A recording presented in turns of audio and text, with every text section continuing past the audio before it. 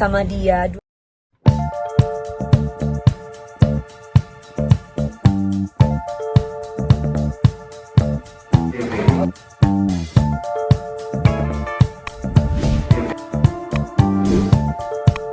Tujuan mereka katanya untuk menaikkan viewer dan untuk mendapatkan dolar dari Facebook. Karena ketika aku mengklarifikasi hal tersebut dan aku comot-comotin akun-akunnya itu, mereka langsung menghilangkan berita-berita tersebut gitu. Jadi buat aku sangat disayangkan sekali kalau misalkan mereka memotong-motong atau membuat narasi sendiri dengan membuat berita yang tidak baik atau membuat berita hoax. Nah, inilah pentingnya media untuk bisa dipercaya, apalagi ini kan bukan media legal ya, tapi ini media yang ilegal.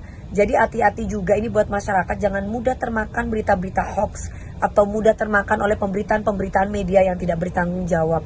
Salah satunya seperti ini, hanya melihat keakraban aku dengan tim, dengan anak buah, terus kemudian mereka membuat cerita sendiri. Nah, ini kan merugikan orang banyak. Mungkin di usia karir aku yang sudah 24 tahun ini, mungkin aku hanya bisa senyum gitu, mungkin hanya bisa senyum dan mungkin hanya bisa mengklarifikasi, itu jalan satu-satunya. Karena buat aku, kalau kita berbicara sebuah alasan, sudah aku kasih alasannya kan, ada alasan positif, ada alasan negatif. Jadi aku tetap lebih berpedoman kepada positifnya. Aku sih berharap masyarakat Indonesia udah lebih bijak, netizen plus 62 itu lebih bijak, lebih memahami apa yang diberitakan.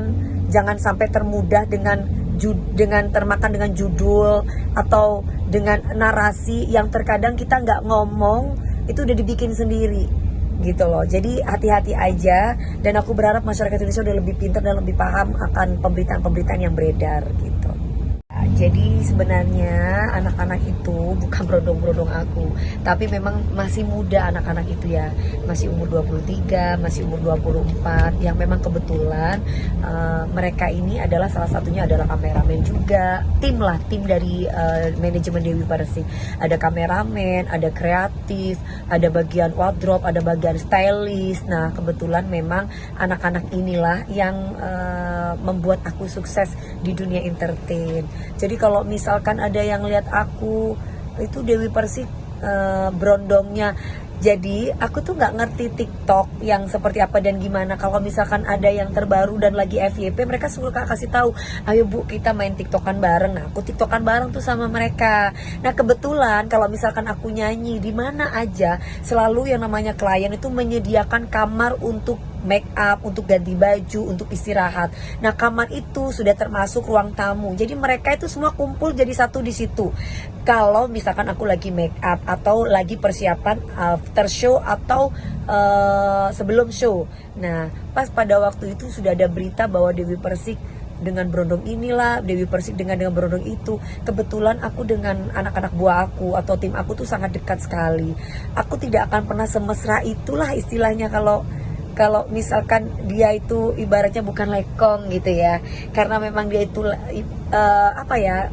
intinya kalian pasti yang di dunia entertain pasti tahu.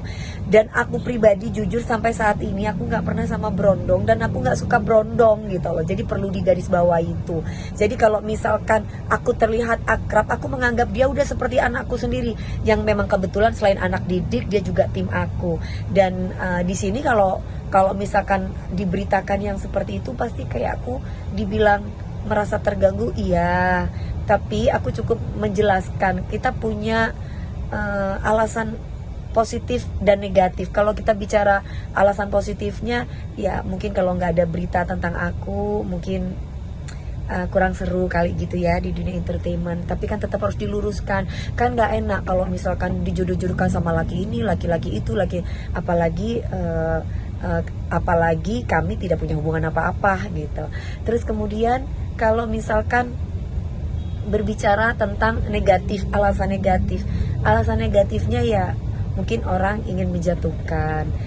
Awal pertama aku digosipin masalah narkoba, sampai akhirnya aku memberikan sama dia 24 jam, karena aku nggak mau juga dibilang lah Dewi Persik dikit-dikit lapor. Jujur aku merasa terganggu dengan gosip-gosip yang nggak bener. Kalau narkoba memang aku mau melaporkan, karena kondisinya narkoba itu kan sangat sensitif ya untuk generasi muda, apalagi aku ibaratnya menjadi panutan anak-anak generasi muda. Jadi aku harus bisa menjaga sikap, menjaga perilaku, menjaga pergaulan, dan itu penting banget buat aku. Apalagi aku nggak pernah ngerokok, ngedugem. Nah, hal-hal yang seperti itu, apalagi sampai mabuk-mabukan, hal-hal yang seperti itu tuh sangat sensitif gitu, dan itu sangat berpengaruh sekali, terutama di keluargaku.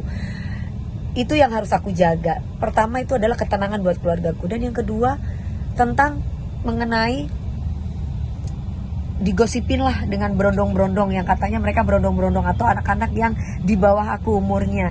Nah, buat aku tidak terlalu yang heboh yang seperti digosipin narkoba. Aku masih bisa senyum, masih bisa yang jangan kayak gitulah, karena hal itu mungkin masih bisa aku klarifikasi bahwa hal itu tuh tidak benar. Sekali lagi aku tuh tidak pernah mau sama berondong ya, karena memang kalau berondong tuh kayaknya gimana ya, apalagi ini kan usianya masih 24 tahun, masih 23 tahun gitu, masih anak-anak banget, seusia ponakan aku gitu loh. Kayaknya enggak deh gitu. Jadi kalau misalkan ada berita-berita kayak gitu, apalagi sampai komen-komennya yang kayaknya nggak sopan banget, kayak ganti oli lah apa, aku nggak ngerti bahasa-bahasa itu.